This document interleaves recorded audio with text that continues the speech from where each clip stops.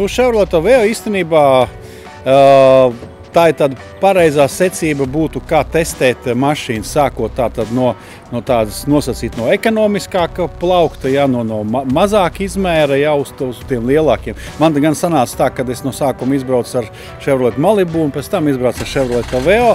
Nu, pirmais, ko varēja pateikt par Aveo, ka pirmkārt var just, ka tas ir no vieniem staļiem. Jā, ir pietiekami dinamiska, pietiekami komforta mašīna, jā, ietilpīga. Tas bija tās nedaudz pārsteidzoši, nestoties to, ka diezgan tādi ārēji izskatās mazi izmēri, jā. Nu, 4 pieaugušie un bērns, es domāju, tur pilsētas režīmā mierīgi var pārvietoties un pat aizbraukt kaut kur uz laukiem. Pabraucāmies tikko ar Chevrolet Aveo. Hatchbacks. 5 durvju.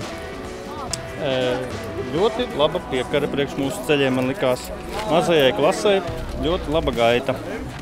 Šis te konkrētais piedāvātais modelis bija arī, manuprāt, priekš šī klases ļoti labi arī komplektēts. Tātad viss nepieciešamās tās features, ja, kuras mūsdienu cilvēkam jau šobrīd ir svarīgas un būtiskas, ja, un arī neapšaubāmi drošības pakāpē, spriežot pēc specifikācijas, bija atbilstoši. Tā kā es domāju, mūsdienās tāds it kā būtu atbilstoši tas piedāvājums, ekonomiskā situācija īpaši, bet, protams, ir vēl laikam jāsagaida tos leasing piedāvājums, varbūt drusciņ tāds elastīgāks un vairāk adaptīvos katram konkrētam gribētājiem, lai šī mašīna būtu reālā izvēle starp mazlietotu, ja, un par kaut kādu zinām naudu, vai tomēr jaunu mašīnu leasingā bez mazākām problēmām un par adekvātu piedāvājumu.